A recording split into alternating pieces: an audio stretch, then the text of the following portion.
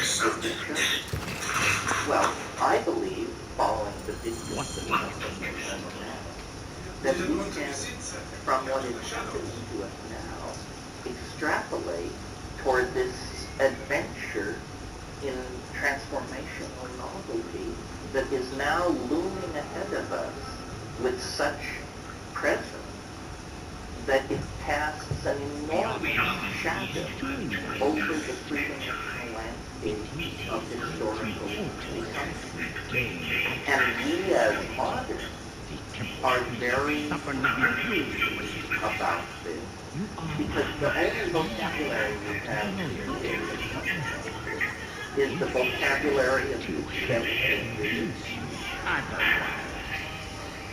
Before the rise of science, before the rise of technology, when religion presided over a much more slow-moving and easily managed world, great thinkers of all persuasions, through meditation and divine inspiration, whatever, saw that man's journey was a journey from the demonic to the divine, and that history was somehow the stage of human redemption. That view died with the rise of secular capitalism and industrial democracy.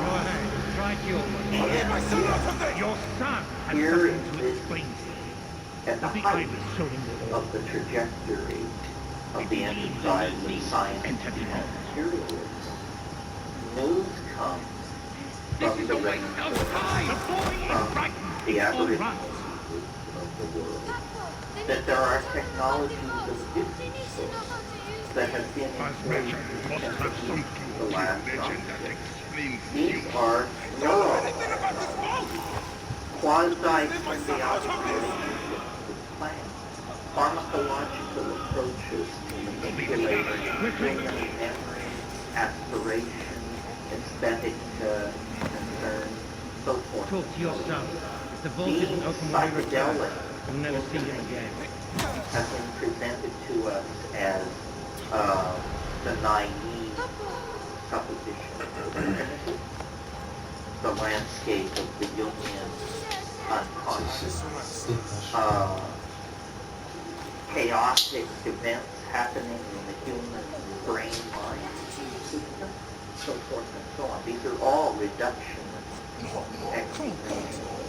I believe that what these psychedelic states are actually a sense to a higher order of information. And by a sense, the word dimension has a mathematical idea that here we are the past facing unknowability, the future facing unknowability, and only the truth Take that as your answer. like the rising of the sun and tide can be propagated into the future with power. What shamans see, in contrast to this, is a hyperdimensional universe of information. They see the path, the origin, and they see the goal, the culmination, the place where the Ouroboros snake takes its tail in its mouth. We who are locked in linear history don't have this perspective. And what we have instead is a sense about the future. So that the unknowable future constitutes and vice versa. And we build up a universe of experiences by the unknown future, the inevitability of death, and the impossibility of intellectual what that means. Shamanism is what? Shamanism is a fractal point of view. What fractals are structures that have their subsets embedded in them. Subsets embedded in them. So the course of the history of an entire people can be known by looking at the history of an individual or a family. All subsets refer to levels above and below them. This is entirely different from the kind of linear history that we get in a hierarchical scientific society. It is more of experience. And this is a very important point because the two phenomena that I try to call your attention to that argue or oppose are the self-evident accumulation of novelty and the self-evident acceleration of that accumulation. Well, now notice the phrase self-evident. You cannot say that you have to perceive. You cannot say it's revealed to the whole world of advanced degree. This is stuff that one can tell by feeling into the world. The structure of linear society has disempowered the individual. We are all now, we have bought the Hobbesian notion that we are social atoms in a vaster machine than ourselves with a greater purpose than we can know. This is actually hogwash. As you move away from the human individual, the consciousness about what is happening becomes more and more low-grade and amoeba-like. You have the consciousness of the Giuliani administration, the consciousness of the American government. You see, as you widen the band, it becomes more and more primitive, more and more simply a matter of stimulus and thought. But you, the supposed irrelevant atom at the center of this process, make very subtle judgments. Take in information of all sorts.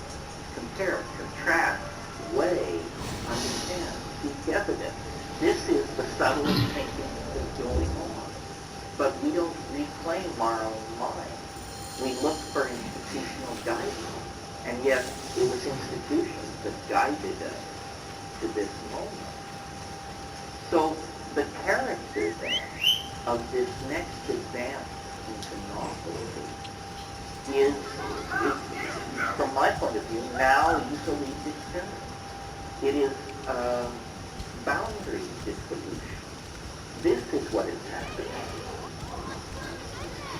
This is why great wealth and great poverty must come to terms with each other.